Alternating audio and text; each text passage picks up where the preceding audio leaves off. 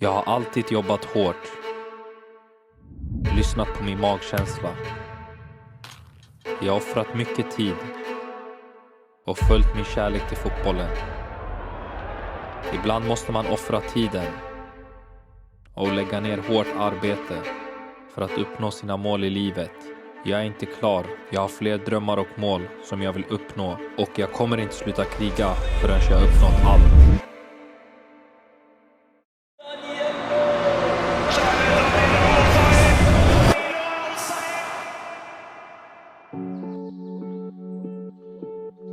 Vi befinner oss idag i Sandfjord för att spela in det första dokumentäravsnittet med Daniel och Said. Vi skulle verkligen uppskatta om du subscriber på kanalen och gillar videon. Då kör vi igång. Let's go!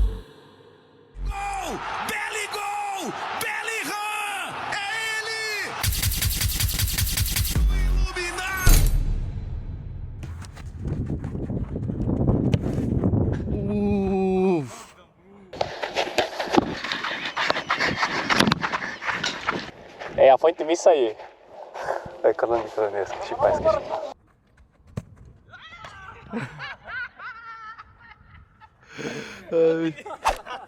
Wallah, han tog den. Jag tyckte, wallah jag tyckte. 03.30 jag är vaken. Kollar i min back för glömma bort alla tider som jag låg med henne naken. Känner ju vart bandet i matborten. Hur var din barndom som Daniel då? Var du en busig pojke eller var du den pojken som var jättesnäll och bara så här var jättelugn? Hur var Daniel i sin barndom? Nej, faktiskt jag var snäll och lugn, jag hade mycket energi så jag var ju lite busig av mig och sånt, men jag var lugn och snäll också liksom hemma i skolan men ja, jag hade mycket energi som sagt och det var väl därför man spelar fotboll också.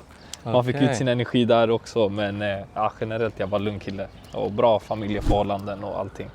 Och du bodde då i Stockholm under barndomen? Ja. Jag är uppväxt i Sollentuna och sen flyttade jag till Bålsta och Jakobsberg. Och där har jag spenderat mina barndomsår kan man säga. Hur var det i skolan? Var du den duktiga eleven eller det gick så här lite bra? Eller hur var det i skolan för dig? I skolan så till en början så var jag som sagt jag var lite busig och hade mycket energi, kom på mycket bus, men jag har haft ganska enkelt för mig i skolan. Okay. Så faktiskt så har jag varit duktig i skolan. Så du gillade plugg eller var du inte som plugghäst? Nej, kanske inte plugghäst, men jag umgicks mycket med vänner och så jag kunde plugga också, så jag var både och. Men jag hade lätt för mig i skolan.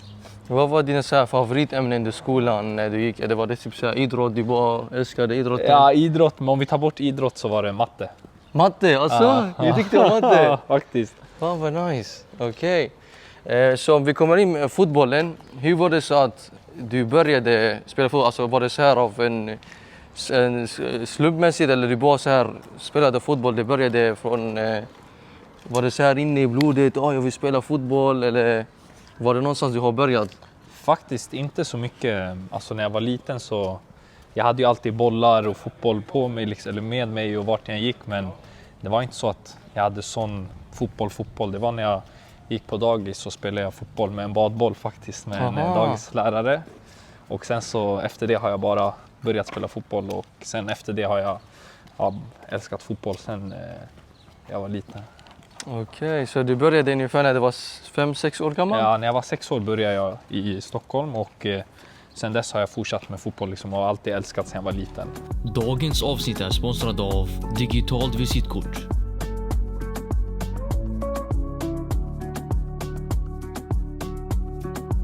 Hur var det så här att du skulle typ satsa på det helt? Var det någonstans under ditt liv du kände nu ska jag satsa helt? Så vissa de som hör oss kanske berättar historien av hur det var att du satsar helt på fotbollen. Ja, alltså jag har alltid älskat fotboll och det har alltid varit min största dröm att spela fotboll liksom på heltid så som jag gör idag.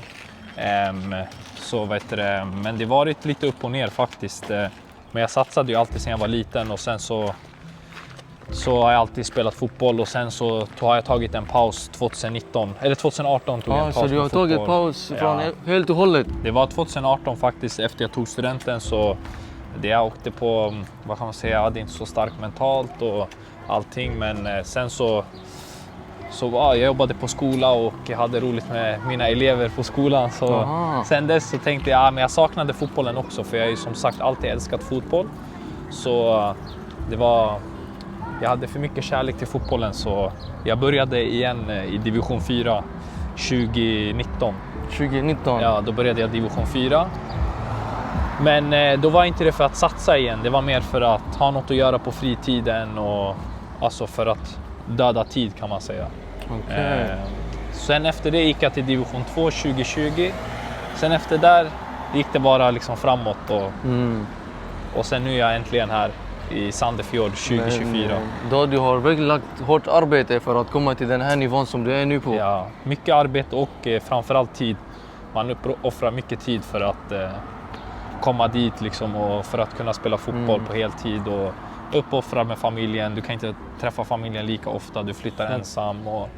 Så att det är mycket man får uppoffra, men samtidigt så jag får göra det jag älskar. Så. Ja, det är det, alltså vissa, du vet, de vägrar att offra deras fritid för att kunna göra det de älskar. För det krävs bara, vi ser du har hittat det du brinner för, men det krävs bara att du ska kämpa för det. Då du ska offra den tiden som du har. Alla har sina 24 timmar varje dag.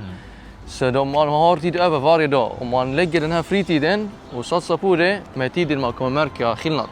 Ja, jag tror det är som med, inte bara fotboll, alltså med allting generellt. Ja, precis. Att det är mycket med, om det är jobb eller är det någonting, så bara man lägger ner tid och brinner för det, så till slut så kommer man lyckas med, eller till slut man får lyckas med saker, alltså generellt.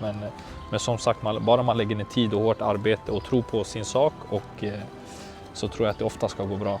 I alla fall med fotboll, så som har blivit för min del. Som sagt, jag är glad och tacksam över att man har fått möjligheten. Fast man gav upp så fick jag tillbaka chansen, och sen så gäller det bara att ta den också.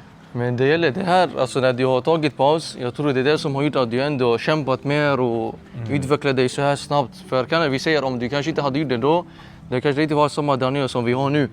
Exakt, och det är väl det som, vad kan man säga, har stärkt mig också med mentala biten. Att kunna börja om på nytt och få mycket mer, vad kan man säga, kärlek från andra håll och vänner, familj. Så att det är det som, vad kan man säga, det som stärkte mig mest, det var nog när jag tog en paus från fotbollen. Så då började jag inse saker också mycket. Jag saknade att spela fotboll igen, komma tillbaka till träningen, tävla, matcher, göra mål, dribbla, liksom allting. Man tappade glädjen. Men vilken var det så här roligaste period när du kom tillbaka under 2019? Jag kom tillbaka 2019. Var det så här när du just började? Hur kändes det för dig? Nu jag börjar igång. Det var division 4 då. Ja, det var roligt, men samtidigt det var inte så hög nivå, så det var mer, alltså, jag spelade mest för skojs skull, men då fick jag ändå tillbaka den här glöden att kunna vilja vara bra igen, bäst igen liksom, och hela den biten som jag alltid har liksom strävat efter. Så att, men det var såklart roligt. Men roligaste minnet, det var när jag faktiskt skrev på för Sandefjord i december 20. Ja, det var inför 2023 året. Så att det var det roligaste minnet.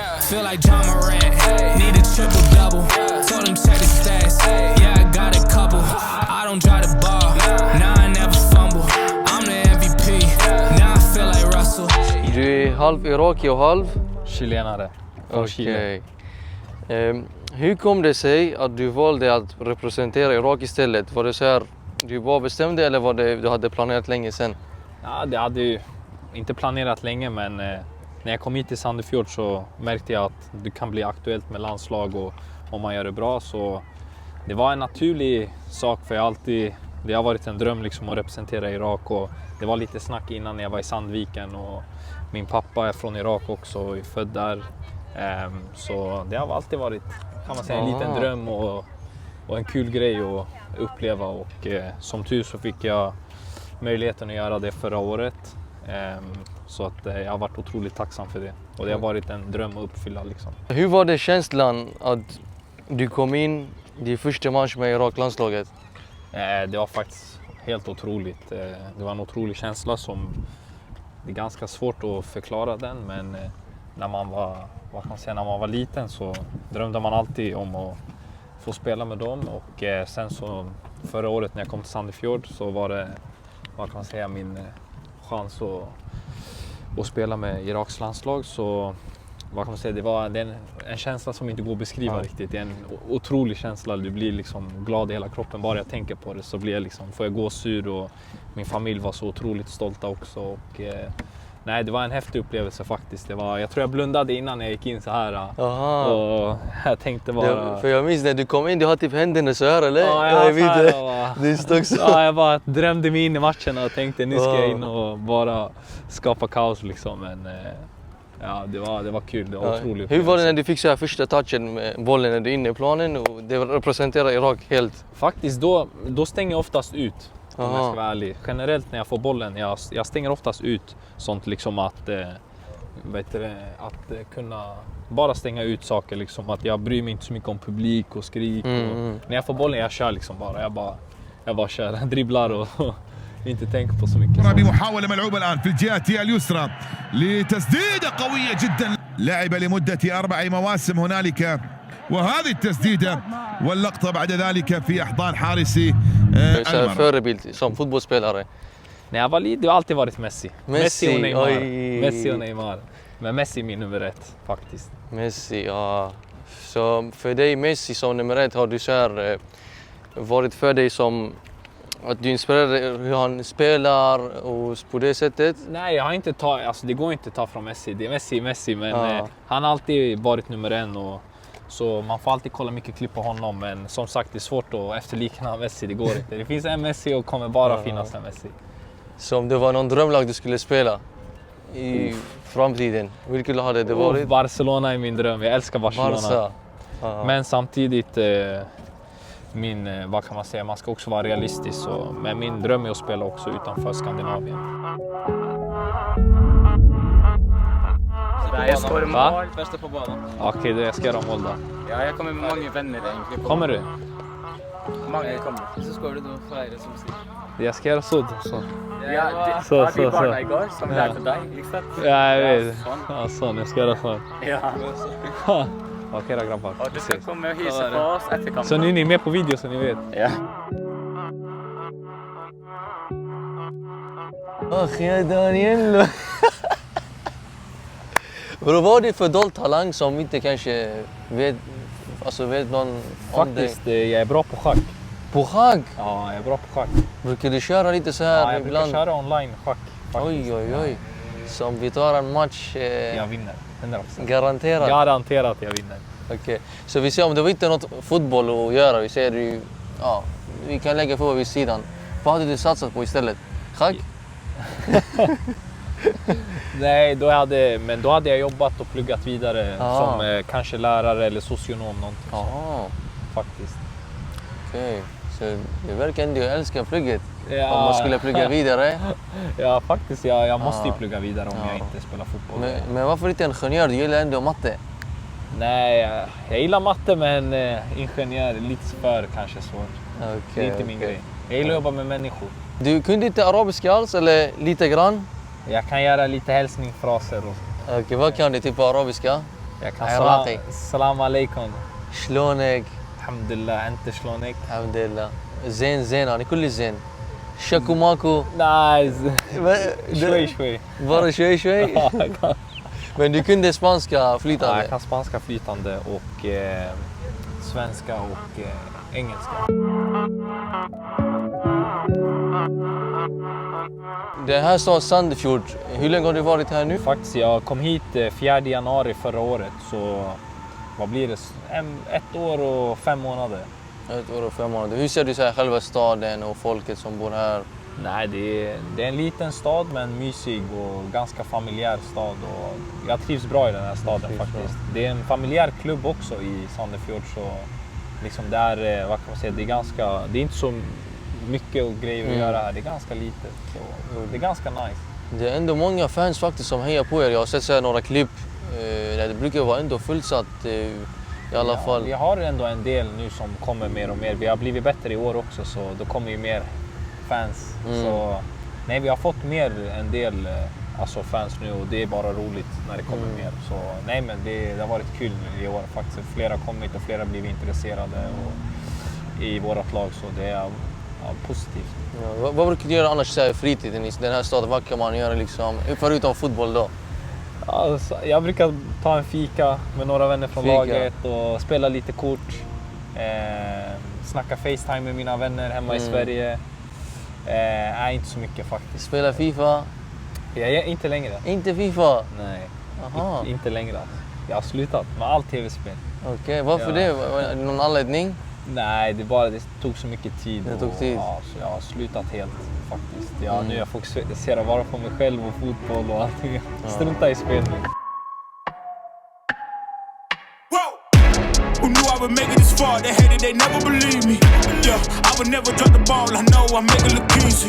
Yeah, Mayweather with the defense. I don't care what a critic got to say. I got them picking up the pieces. That to me, you really playing. Jeg heter Vetle Valle Egeli. Jeg er 19 år, spiller venstre back. Ja, altså han bidrar med mye bra energi, også på kampdag. Han hyper opp gutta, og han hjelper oss alle. Jeg husker når jeg kom opp som ung spiller, skulle spille med Danilo, så hjalp han meg masse. Og han gjorde meg rolig før matcher og bidro til at jeg skulle prestere så bra som mulig. Så det er veldig godt å ha han i garderoben. Ain't got no other plans, you don't need to understand. Ay, we on overtime, you don't need to understand. Ay, you just show them how to do it when you don't know what to say. Tell me how you plan to win if you plan to play the same. Moving fast, already gone, yeah, but you bringing me back. Vi har träffat han igår. Det känns att vi har träffat han, eller vi känner varandra för 10 år. Alltså. Han hade vibe med oss. Alltså, han är jätterolig, han skojar, han visar bara kärlek. Han är riktigt skönt. Alltså, han visade bara kärlek, han gillar att skoja, prata. Han visar också kärlek till hans fans här, alltså den här staden. Alltså det första, vi träffade honom nu första gången också. Att det var så roligt och han är social och positiv, mycket positiv energi och han har mycket glädje och han välkomnar oss så fint. Så man tror att man känner han jättelänge. Alltså, typ, vi har bara liksom haft bara Instagram-chatt tillsammans. Vi bara skrivit ett tag. Men det var första gången vi träffades och han välkomnade oss med hela hjärtat. Så vi är faktiskt jättetacksamma för det. Yo, Mark 9. They really don't think we can keep doing this. They don't think we can keep making hits.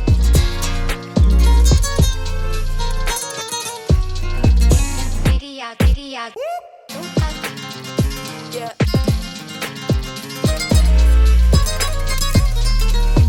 You know I'm gonna take this shot. Så nu är vi hemma hos Danny och du ska laga något till oss, eller? Ja, idag jag ska laga mat. Det är som jag brukar ha rutin dagen innan match, så äter jag kyckling med pasta. Alltid. Okej, jävla bra. Vi är hungriga faktiskt. Vi ska smaka maten från hans hem.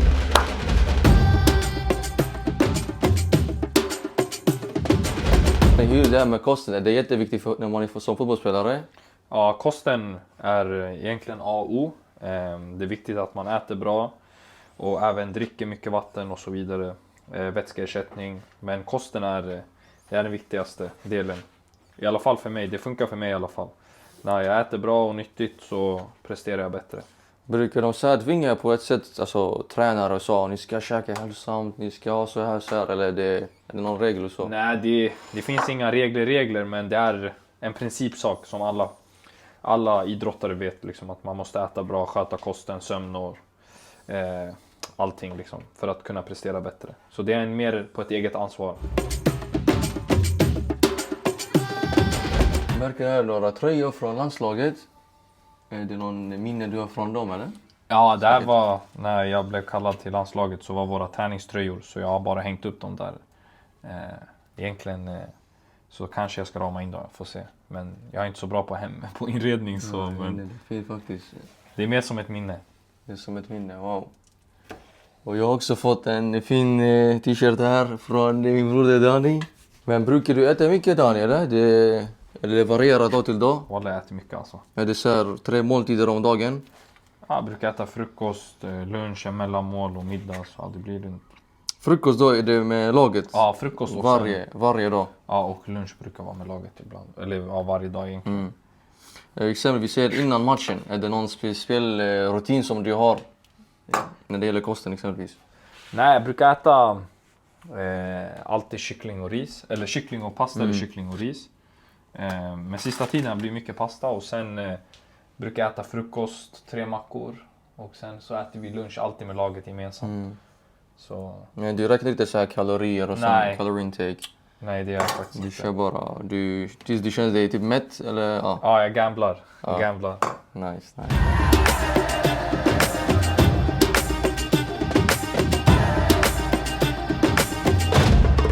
Pasta och kyckling. Okej bro, varför just pasta? Det var för det är enkelt att laga eller bara värma vattnet?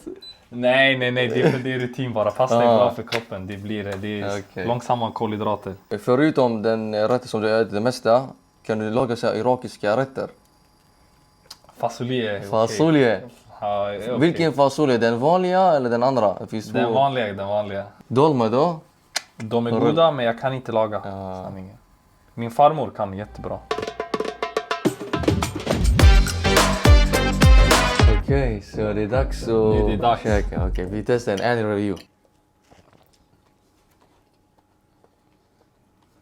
Det var okej ändå, eller? Det funkar. Det var faktiskt bra.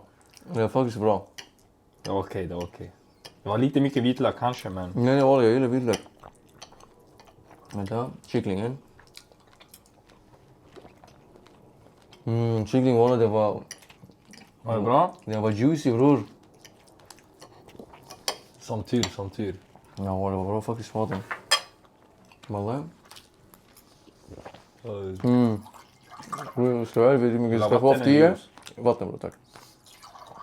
Du får den här.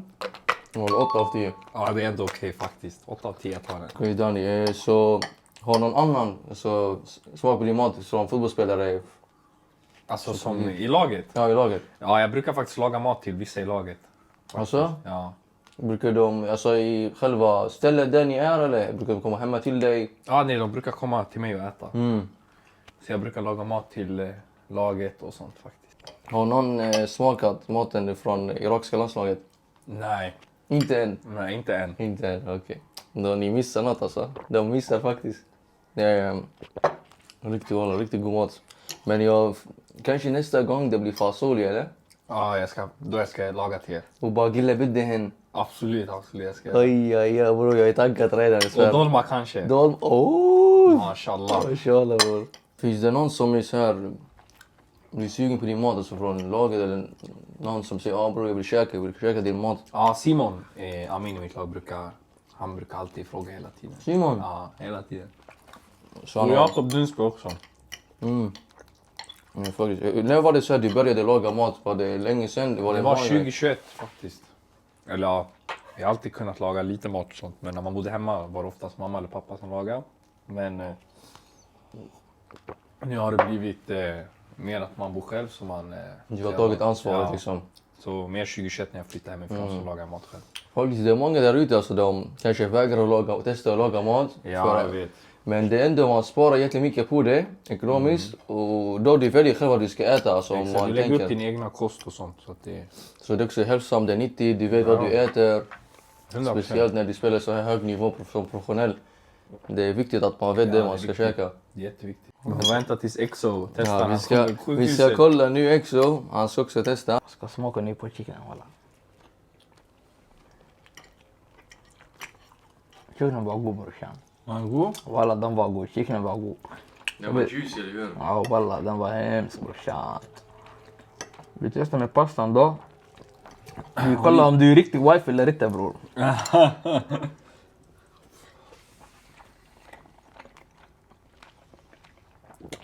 Walla den var god. Var den god eller? Jag sa på gud den var god, jag ska inte ljuga. Aj, min broder. Du är wife brorsan. Nu är jag 100% wife. Walla 100% du är wife bror. Walla alla tjejerna där ute. Du är sjuk. Jag försvarar goda. De får också 8. Det var okej ändå va? Ja walla den var okej. Lite mindre vitlök kanske. Nej, alltså jag gillar inte stark den börjar vara... Den börjar bli lite stark va? Ja typ. Men ändå de var bra i alla fall, wallah. Det är de från Irak som de har aldrig testat din mat. Nej, men det är svårt också att laga mat. Det är svårt. Alltså när man är där på landslagsläger. Aha, okej. Men du måste, eller de måste testa i alla fall. Man måste testa ändå sen, bro. Alla de här Ayman och Zidane och de där Bashar och de måste Jag ska testa. laga till Amir kanske. Amir, ja. Han bor i Sverige så. Ja, Amir walla, du måste testa det där bro. Du måste komma här till Norge och testa det där. Nu har missat, jag köper. ألف عافية. حبيبي حط كاميرا خلاص هناكل برو. صحتين وأنا. حبيبي. ألف عافية داني الخيف مالتنا شيف. حبيبي حبيبي. حبيبي ورا حبيبي حبيبي ها. يا خيف du sa خيف. عاش يصير عاشت إيدك. عاشت إيدك. يعني بلدي بدينا. Tack för det du hände yani. Ja, shukran ya khan. Shukran, shukran.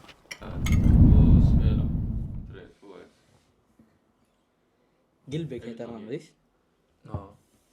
عادت الكرة إلى قلبك، قلبك مر يبحث عن دانييلو، داني وين؟ هو الكرة عادت إلى دانييلو، كلها داني، شوف داني، داني مر، داني تصويبة يا سلام،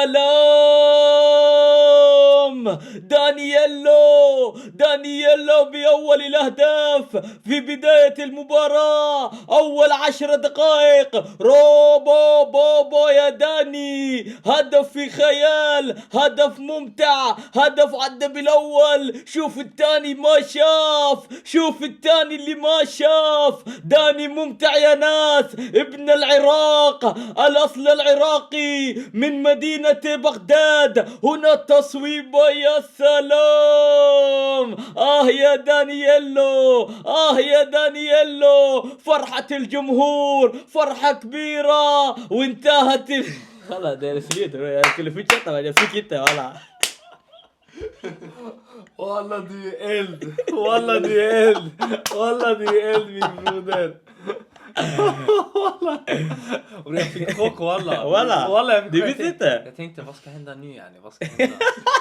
Walla jag fick chock. Nej jag var liten bror jag brukar göra det alltså bra walla. Bror de hämtar mig i matcher Sara jag brukar de betalar med Sara till 50 kronor jag tar hela matchen.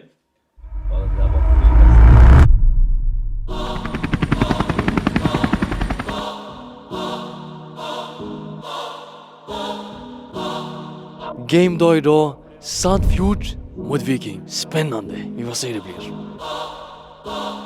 Så vi frågar Sandfjords fans om vad de tror om matchen. Vi tror att vi vinner 2-0. Vem tror du vinner idag?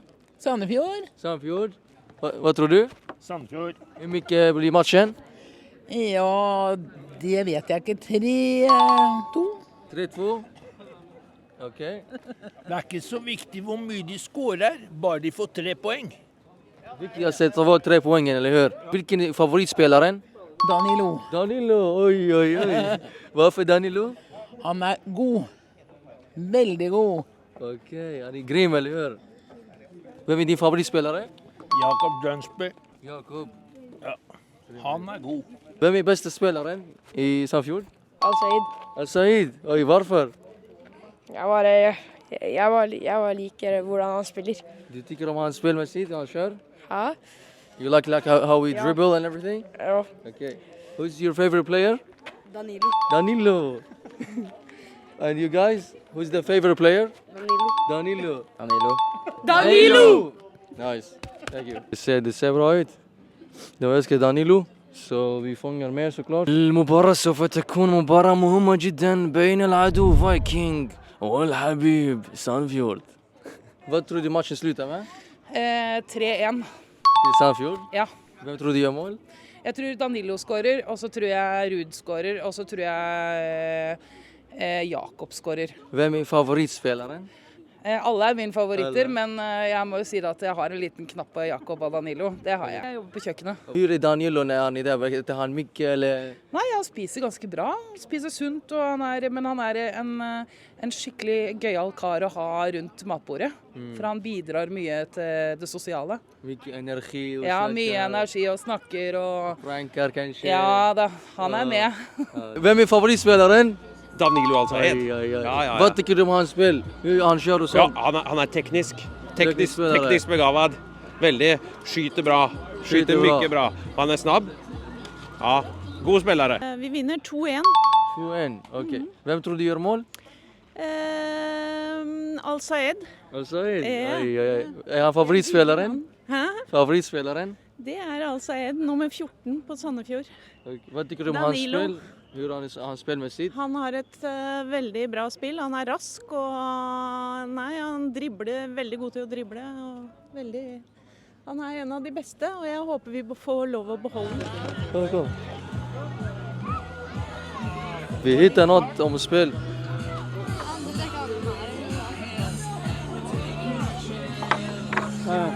Oj. De spelar också med honom här med leken. De vet han är bäst här. Ja, jag spelar. Så de kör nu. Det är sån här tärning. Man kastar den så går man vidare med hur många steg och man gör mål då. Så han valde Dani.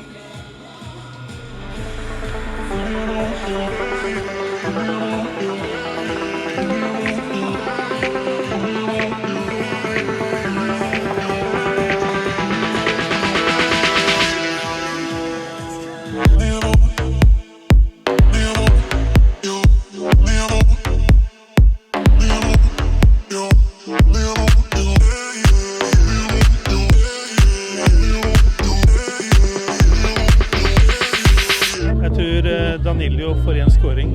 De gör mål, han gör mål. Okej. Jeg tror det. Han er jo en suveren spiller. Vi har aldri sett en sånn spiller i Sandefjord fotball før som Danilo. Han er veldig ballsterk, driblesterk. Så han produserer veldig mye. Jeg er veldig glad for å ha han i laget vårt. Da. Så han er riktig stjärna i laget? Jeg er veldig glad for å ha han i laget. Han betyr veldig mye. Han presterade förra säsongen, han var jättegrym, han gjorde 12 mål. Ja, stämmer. Nu har han ju varit lite uheldig med skade nu då, men han kom tillbaka starkt. Vi får se. Nu har inte jag sett laguppställningen så jag vet inte om man startar ifrån start idag eller om man kommer in, det vet jag inte. Men jag hoppas ju att han kommer in ifrån start snart så han kan spela hela matchen. Då.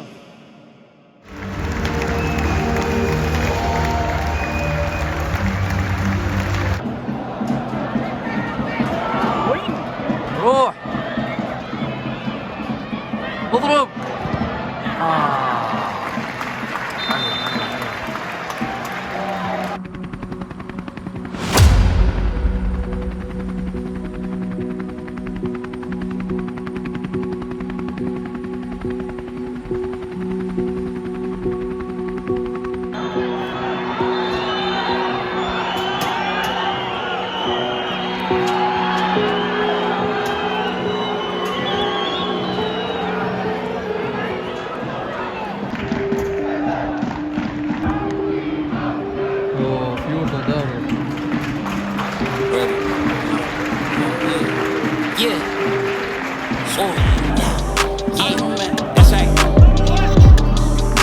Sure they understand I'm the man. Yeah.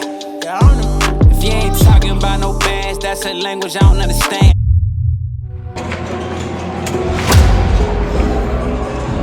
Tyvärr går matchen i slut med förlust. Ja, så är det med fotboll. Alltså han gick in, han gjorde ändå skillnad alltså om jag ska vara ärlig. Han började spela från början. Han började spela från början.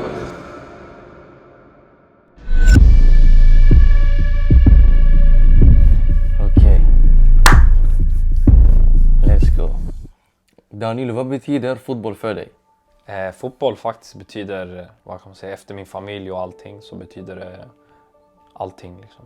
Om man tar bort familj och vänner så skulle jag nog säga att fotboll är allt för mig. Liksom. I alla fall nu när det blir alltså, så pass mycket, liksom. Det är nästan varje dag och jag driver med det hela tiden och så har jag stora mål inom fotboll. Så ja, typ allt. Så med andra ord, livet? Ja, fotboll är livet för mig just nu. Livet. Okay. Vad betyder kärlek för dig? Kärlek det betyder, vad kan man säga, från att man får positiv energi från vänner, familj, flickvän kan det vara liksom allt. liksom, men ja, man får positiv energi från alla liksom, nära en. Har du hört talas om det här love language? Nej. Love language. Alltså hur visar du kärlek? Visar du med att ge presenter? Ja, jag har hört den där. Gåvor och fysiskt. Eller fysiskt, eller bara säga ett touch exempelvis. Jag älskar att visa på det sättet. Hur brukar du visa? Kanske verbala, alltså jag pratar. Alltså visa känslor. Känslor, okej. Ja, kanske visa känslor. Okej. Det lyckligaste minnet i ditt liv?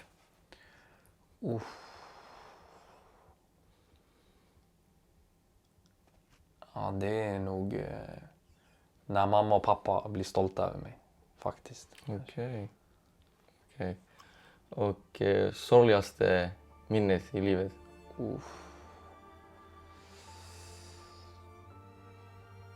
Jag vet inte. Jag vet faktiskt inte. Du kan tänka kanske på någonting som du kommer på? Ja, att jag... Påverkar det typ på ett sätt? Jag vet inte alltså. Kanske att jag, jag vet inte alltså. Det måste väl vara att jag förlorar min bonusbrorsa då, om jag tog det. Ska jag visa dig nu några bilder? Ja.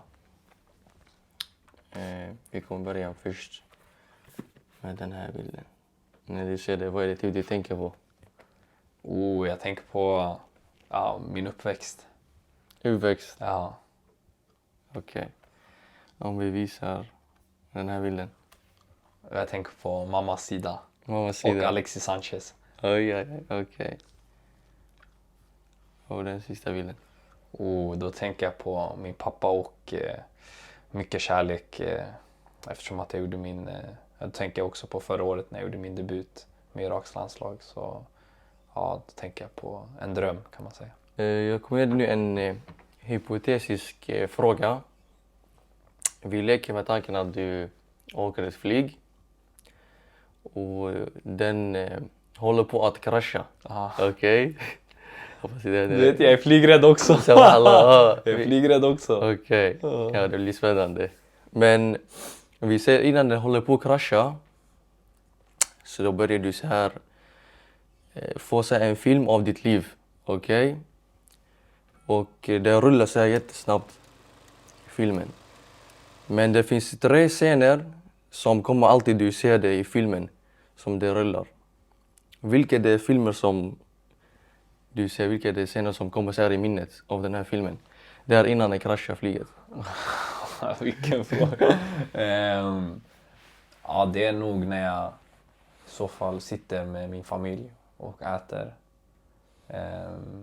Och när jag var liten och spelade på gården fotboll. Och när jag gjorde min debut med landslaget i Irak. Vi säger om du tar det så här, vi fångar ditt hjärta. Vi tar in det så här och vi ställer det så här framför dig. Vad är det den säger till dig?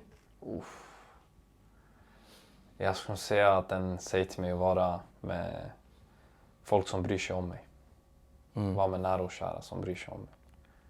Okej, sista frågan. Danilo med ett ord. Energi. Tack broder. Broder. Så, det var det. Var det det? Ja. Aj.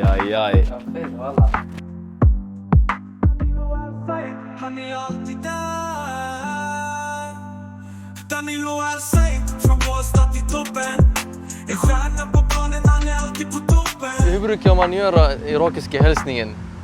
Vilken? Irakiska, hur hälsar de? Alla en sån här. Så, واحد أحوالك انت أمورك Jag sa det tar aldrig slut. Det tar aldrig slut. Hur var det här det mentala för dig, alltså att du skulle sluta? Vad var anledningen att du skulle sluta? Hur har du jobbat åt det att du skulle, alltså mot det på ett sätt? Ja, när jag spelade i Håbo så var jag en, ung talang då. Jag spelade i division 2 och allting gick bra och jag var liksom, scoutades av andra bättre klubbar. Men som sagt, det är inte bara liksom vara bra på fotboll, det är en totalpaket. med mentala biten. Och jag var inte stark mentalt och blev påverkad av andra människor runt om. Och så jag valde att ta en paus och sen kom jag tillbaka och jag började i Enköping. Och sen gick jag till Sandviken och där började ju min själva resa om man säger så, som fotbollsspelare. Jag flyttade hemifrån. Och då jag blev bänkad också hela säsongen. Och där som många andra fotbollsspelare, när du spelar division 1 och division 2, du får inte en så bra lön, du måste jobba vid sidan av. Och så man ställer sig själv, jag är 22 år och jag jobbar och spelar fotboll, ska jag ge upp. Så hur jobbar du med det mentala? Alltså vi säger, vissa spelare de blir bänkade, eller som du sa också innan, man har också sitt liv, man vill leva, man jobbar eller man pluggar och man har fotboll vid sidan.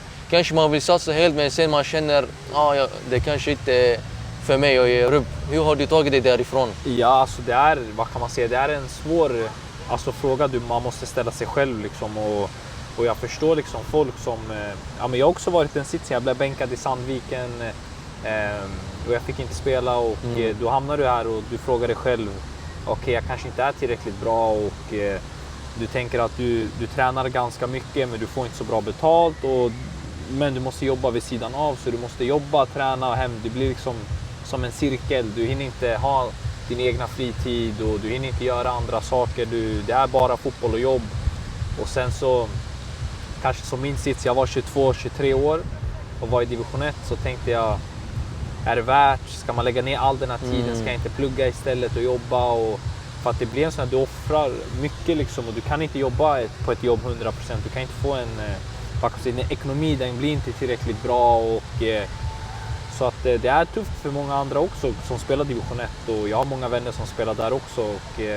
Och jag tror där, den mentala biten är liksom att bara satsa och tro på sig själv att en dag ska du lyckas. För när du väl lyckas, som jag känner inte att jag har lyckats helt liksom.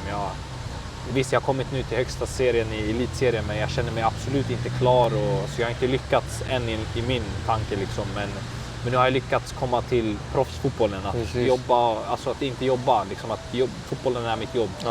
Att kunna spela fotboll på heltid och tjäna pengar bara på att spela fotboll, det är ju en dröm liksom. Det är lite overkligt men där du måste jobba alltså mycket mentalt, för du måste vara redo att uppoffra allt egentligen. Du är inte nära alla mina barndomsvänner, jag är inte nära dem alltså lokalt sett eller geografiskt sett, men jag har dem alltid nära mig men jag har inte min familj nära så liksom. Jag är ensam här. Ja, det blir ändå jobbigt så här. Man tänker efter liksom, faktiskt. Du måste uppoffra allting, du missar födelsedagar till dina syskon. Så att du hinner inte fira eller växa upp med dem på samma sätt som man hade gjort annars om man inte spelar fotboll. Men jag tror att det är liksom, man måste bara offra och tro på sig själv och lägga ner tiden med kost och jobba extra, alltså träna lite extra, liksom vara tidigare på träningen för att vara noga med kroppen, ta hand om kroppen och sånt. Jag tror, men mentala biten är kanske den viktigaste biten. Alltså. Men hur var det för dig så här, finns det någon vändpunkt som du gick från det vanliga till det proffsiga? Alltså, något minne som du minns så här, att där allting vände helt plötsligt för dig och du lyckades så vända till professionellt istället? Alltså det var egentligen när jag kom till Sandefjord, när jag fick ett samtal och sa att Sandefjord var intresserade, och då hade jag ingen aning om vad Sandefjord var. Och så sa de att det är högsta serien i Norge. Då tänkte jag wow, liksom, okej, häftigt ändå. Liksom. Jag spelade ändå division 1 i Sverige. Jag tänkte, hur kan ett lag från Norges högsta liga ha sett mig?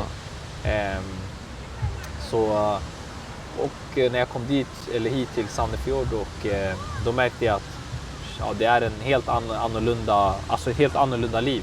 I Sandviken så jobbade jag innan på skolan och sen så gick jag till träning. Så gick det som en cirkel. Nu är det liksom, jag vaknar tidigt på morgonen, går och äter frukost med mitt lag, tränar och sen äter jag lunch. Och det blir som en sån cirkel. Sen går jag hem och är ensam liksom.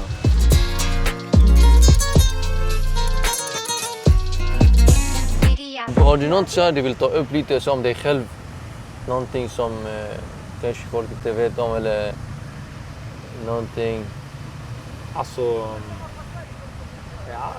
som folk inte vet. Eller någonting så här du hade velat lyfta upp så att folk var... Nej, men generellt att jag är ganska ödmjuk liksom, som person. Det är viktigt. Jag är ödmjuk, men jag är samtidigt jag vet vad jag vill och jag vet vad jag strävar efter. Och, så jag är ju hungrig på så sätt. Men jag är ödmjuk i min uppgift hela tiden och kommer alltid vara en ödmjuk person. Sen det kan upplevas eller uppfattas som när man dribblar mycket att man är en diva och allt. Liksom. Men jag är inte det. Jag är ganska ödmjuk och person. Jag säger faktiskt på det. Alltså, när jag och Exo, vi träffade dig. Du är jättehumble, jätteödmjuk. Och det är exakt han som jag skriver med från Instagram. Jag säger bror, kom vi ska göra det här tillsammans. Så det är så. Jag är ganska, vad kan man säga, familjär av mig. Jag stöttar mina vänner hela tiden och familj. Så jag är väldigt stöttande som person. Men, så kanske det. Du har mycket energi, så här positiv energi. Man ser det på dig. De i mitt lag tycker jag har för mycket energi kanske. Det kan vara bra för att man har en sån här i ett lag. Det kan vara positivt, för du sprider det här positiva glädje med energi och sånt. Det finns en till kille i mitt lag, han heter Jakob Dunsby, han är värre. Han har mer energi. Han har mer energi än mig. Okej. Vilket är så här som ditt favoritmål som du har gjort som du minns hela tiden? Alltså egentligen mitt favoritmål, favoritmål, det måste vara mitt första mål i elitserien. För då var första målet? För det var kanske inte det snyggaste jag gjort, men det var ändå första matchen eller första målet på hemmaplan och mitt första mål i min proffskarriär. Så det var nog mycket känslor. Jag kommer ihåg på målet, jag skriker hur mycket som helst. Offside. Utventer. Mikoro. Ja, in i mitten mot offside. En strålende passning! Och där är det! Danilo Alsayen sender Sandefjord i föringen etter bare 5 minutter. Men det är kanske mitt favoritmål så, men annars har jag ett mål mot Ålesund. Som när jag viker in och skjuter i bortre, det kanske också, det är min favorit som jag gillar mest. Bergeli bryter, Alsayen, Ålesund i ubalanse. Her kommer Danilo Alsayen mot Hammer, skjærer inn, og Danilo Alsayen med en signaturgål, og Sandefjord är på väg mot 3 poäng. Mest känslor, så det var mitt första mål i, kan man säga, proffskarriären. Hade du samma firande? Eller var det en annorlunda? Nej, det var en annorlunda faktiskt. Det var mer, jag skrek bara, jag var så glad. Jag kommer inte ens ihåg vad jag gjorde, jag bara skrek. Jag gjorde mål, äntligen! Jag tänkte yes, äntligen liksom. Kommer vi se det med en Ballon d'Or någon gång? Jo, jag också ser det från Irak, den första. Nej, som jag säger, jag skulle aldrig säga att jag är bäst på någonting faktiskt. Jag är inte så jag är realistisk också. Men kanske som mitt mål är i fotboll, det kommer utanför Skandinavien. Jag hoppas att komma där. För du har det är jättesnabb. Jag har läst kommentarer vissa som skriver. De brukar säga det är som Brazilian style, från Brasilien. Det är sådana de brukar dribbla in, de smyger in sig så jättesnabbt. Och typ som den förra assisten du gjorde när du kom tillbaka från din skada. Det var otroligt fint faktiskt. Det var faktiskt nice. Den assisten var faktiskt nice, men det var mer... Det var också skönt för mig själv också, för jag hade haft tuff period med skador. Så det var skönt att kunna komma tillbaka och bidra med poäng, så det var ganska nice. Sen fick man göra det mot Molde också, så det var ganska skönt. De här skadorna inom fotboll, vissa, jag som fan, de andra, de säger att han är skadad, kanske han pallar inte spela någonting. Men de säger det är inte någonting seriöst egentligen. Och att komma från skada till att spela igen, det är också en tuff period för en fotbollsspelare. Hur brukar det vara för exempel den senaste skadan som du hade? Faktiskt, jag har haft egentligen tur i min karriär. Jag har aldrig blivit skadad på någon längre period och det var första gången nu. Som sagt, det är kanske det jobbigaste med fotbollen. För det finns som två sidor av myntet. När det går bra, allting går bra, du har ingen skada, ingenting, så går allting liksom uppåt. Så är allting enklare, alltså då blir det automatiskt enklare i livet och allting, din vardag, du blir mycket gladare och allting. Men när det gäller skador som jag fick tyvärr åka på nu, som jag var borta 2,5 månad, det blir en helt annan, alltså du blir lite mer negativ som person, eller du blir mer ledsen, du tänker mycket, om jag inte hade varit skadad, vad hade hänt då, om du är där och där. Och man övertänker liksom? Ja, man övertänker situationer och sen, men egentligen man måste bara jobba hårt och för att inte åka på en till skada och det var det jag gjorde nu, som jag hade tur att jag jobbade hårt och gjorde allt saker runt omkring och det var därför det var extra skönt att komma tillbaka och göra poäng liksom. Men Men det är tufft med skador. Jag tror folk förstår, alla tänker att det är bara 1-2 månader, men det blir ganska tufft liksom. Det är en sträcka att komma tillbaka också, det är inte bara att vara skadad. Faktiskt. När du kommer tillbaka, du måste komma i fysisk form och allting. Så. Men man känner till liksom en press som en fotbollsspelare. Typ jag är skadad, jag måste komma tillbaka till min prime typ exempelvis, att jag ska vara igen som jag var förut. Ja, det var det som var när jag blev skadad, så folk tvivlade om jag skulle vara bra igen. Ja, kommer han visa samma nivå som förra året och allt. Så det var skönt att kunna göra mål och assist också. Så man fick visa lite att jag har inte dött ut liksom.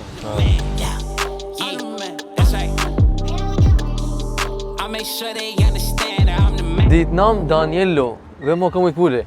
Det var min mamma faktiskt som kom på och kom överens med farsan, men det var mamma som kom på Danilo. Annars vad ska du heta? Min pappa ville att jag skulle heta Amir. Men det blev Danilo. Danilo, oj. Så mamman vann kampen. Ja, mamma vann kampen. Riktigt latinsk namn fick du då i slutet. Alltså, jag fick latino och sen arabisk efternamn. Det är många, de skriver arabiska till dig. De som ser nu och kollar och på oss. Vad du säger till dem? Kan du arabiska bror? عراقي؟ Nej, شوي. شوي أعرف عراقي طبعا ما يفتهم عراقي فكتبوا إنجليزي. Ja, jag kan inte läsa, men min pappa hjälper mig så översätta kommentarer. Så när du ser kommentarer så är det pappan som hjälper? Det är pappa som hjälper hela tiden. Vi säger Daniel om du är på dålig humör och du pallar ingenting. Vad är det som får dig att bli relaxed? Är det någonstans du går till eller? Faktiskt det som får mig att typ alltså så här på bättre humör, det är när jag snackar FaceTime med mina vänner. FaceTime? Ja, sen jag brukar bara gå på promenader och typ om jag har gjort en dålig träning eller dålig match, jag brukar gå på promenader, vara med vänner. Eller inte vara med vänner, men på FaceTime. Så som jag kan vara, jag får umgås bara på FaceTime. Dina vänner, har du stor cirkel av vänner? Det är så här en liten cirkel med nära vänner? Nej, jag har inte så stor krets faktiskt. Jag har en liten krets med väldigt lojala vänner faktiskt. Jag är tacksam över mina vänner. Jag kunde inte önska bättre vänner, sanningen. That's it. Danilo faktiskt han är jätteskön. Han har det här good vibe, good energi. Direkt när man ser honom bror, man blir glad. Automatiskt, du har leende på läpparna. Jag vill säga till dig så Daniello, du är bäst faktiskt. Och jag sa det till dig igår, du är den skönaste person som jag har träffat som en fotbollsspelare. Jag visste inte att det ska vara så. Jag tänkte att det ska vara stelt och sånt, men nej, det var faktiskt inte. Han har så mycket kärlek för Irak och för alla fansen. Han uppskattar alla fina ord, alla de som skriver till honom. Han kan inte läsa arabiska, man för familjen hjälper till. Översätter. Vi kan också hjälpa till honom, vi kan läsa arabiska. Han älskar att representera Irak, spela med Irak. När han berättade när han spelade första matchen, det var en underbar känsla för honom att representera laget. Att bära den här tröjan, det var något jättespeciellt för honom. Så jag vill säga till dig, lycka till med fotboll bror, och jag hoppas att se dig där du drömmer. Det var Barcelona, så han är fans till Lionel Messi som ni vet. Och alltså kärlek till dig bror, och hoppas att jag ser dig alltid där uppe. Och alla irakier är stolta över det brorsan. Vi kommer se honom igen där. Han har viljan. Han vill köra med Irak. Och vi kommer definitivt se honom där och ni kommer se massa fina mål. Hur brukar han göra? Så här. Danilo. Let's go. Så här då. Så här bror. Ja. Bror, jämför han med min. Hur så här? Brukar de inte göra sånt? Jo, de är så här och de håller på hela tiden bror. Walla, jag kan ingenting, jag står bara här och jag så här i bakgrunden bror. Vad rör dig bror så här? Jag så här? Det går inte bror, det går inte. Eller bara det enklaste är när man inte kan göra något, det är bara att hoppa bror, bara så här. Nej, vet du vad jag gör? Jag klappar bror. Det är också, det funkar. Eller jag står där i sidan, jag är så här. Test Daniello, gör ett test. Habibi عيني. Du ska komma framför folk, du ska lämna din t-shirt till mig. Sen vi tar min storlek sen efter. Skål. Till och med vattnet är gott här. Bror, det är magi i det här huset. Lägg även vattnet. Jag behöver jag idra. 2-1 till Sandefjord. Danilo kommer in andra halvleken och gör ett underbart mål och firar. XO. Lång för att skickas här. Vi vet, jag har tänkt på det här länge. Sen jag var ny i det läget. Jag ska börja med det. Jag första avsnitt. Jag vill ha Daniel med. Klass. Sen när jag skrev bror, det var jag ju på. Ja, jag behåller, vi 100%. kör. Jag bara, vi ska komma hit, vi ska köra 3 dagar inspelningar. 100%.